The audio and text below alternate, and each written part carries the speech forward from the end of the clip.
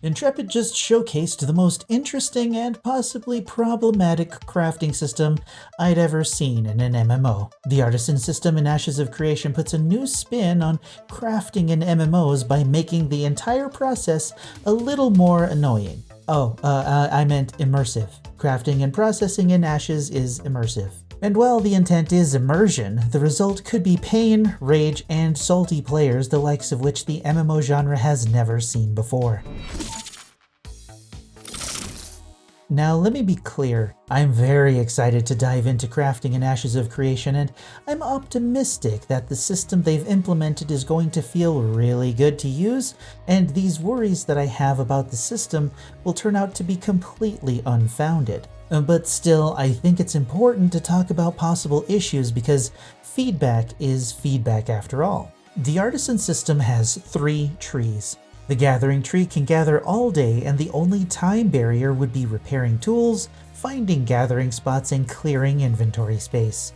The Crafting tree would only be time limited by finding parts needed for their own crafts and offloading the results. The main problem I can see is the time bottleneck in the processing tree of the Artisan system. Processing has a time and fuel requirement, which could be problematic if the systems don't work together well. On top of Master and Grandmaster processing being available exclusively on freeholds that act as player housing in the world, which will be exceedingly difficult to obtain as mentioned in a blog post from July, the act of processing itself requires time, fuel, and space since a node, its mayor, and the players in the area need to actively choose to place processing stations in the area.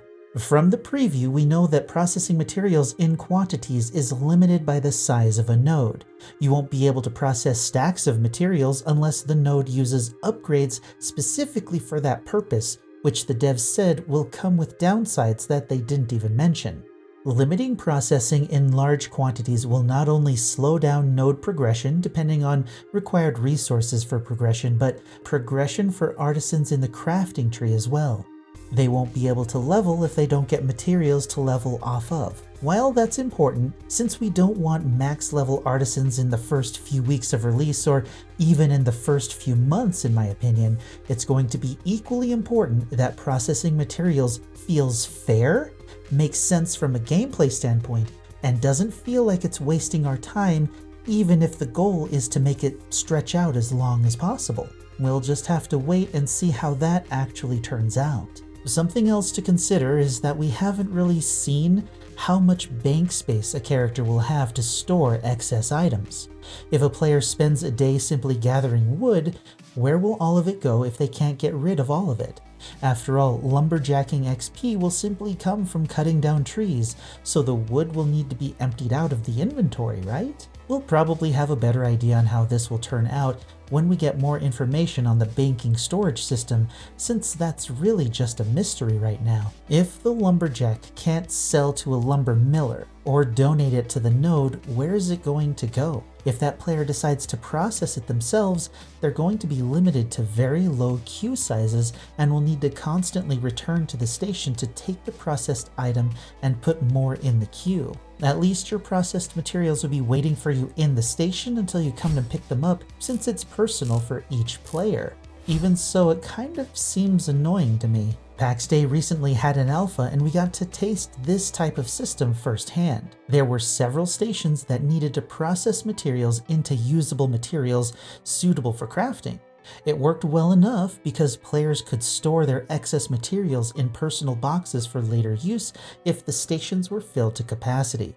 But in order to efficiently process these materials, clans needed several identical stations to compensate for the time required to process the large amounts of material that was needed for the various crafting and building projects that players were working on.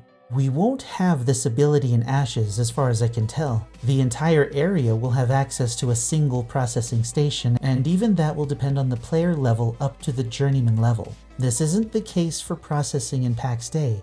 If a forge was empty, any clan member could refill it if they saw it was empty. It'll be interesting to find out how processing will flow in Ashes of Creation when we get more information on the process itself at a mass production level, like when players want to process 100 units of wood. Storage space and processing queues aside, the other problem processing stations might cause is simply scarcity. If you're an herbalist but there are no alchemists anywhere nearby, you have two choices. Level alchemy to Grandmaster on your own freehold and source your own materials, or search the world for an area that has a player-run alchemy freehold and caravan your materials to them to sell or get rid of. It's a risky endeavor thanks to Caravan PVP. The auction houses that pop up when an economy node has a higher rank are another option, but from the way it was described, players are still going to need to caravan their goods to those places if they want to sell them at the best prices. I imagine that someone will create a website to help connect players that want to buy, sell, and trade various goods that are going to be available. Those same sites might also be used to organize caravans to have the highest chance of success. This worry of mine will absolutely not be a problem for guilds that choose to focus on scientific nodes that will become the crafting hubs of the world.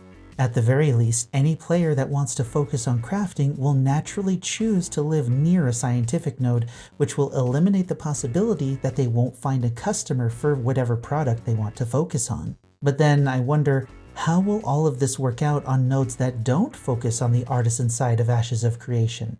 Maybe that's where economic nodes come into play even further. I have a few ideas on how these issues will be resolved by the time we get more information or even get into the game. But of course, I have no idea how this system will feel until we get to spend time in it or watch it for an extended period of time on Twitch. The really interesting thing about these systems and how they're currently implemented is that once players get in and start using them and organizing groups to make the best use of the space they're going to have available, we're going to be able to create the world that we're playing in, and that's amazing. And even though I'm not a fan of PvP, I'm absolutely sure that I'm going to want to take part in it in order to accomplish my own greedy trader goals. I mean, if I can't get a freehold myself, staging a raid on a node in order to take it over for my crafting needs is a real possibility. The more I think about it, the more excited I become about the possibilities that exist. But of course, only time will tell whether Ashes of Creation becomes the MMO of our dreams or becomes just another name on the long list of failed MMOs. That's all I have for you today. You're welcome.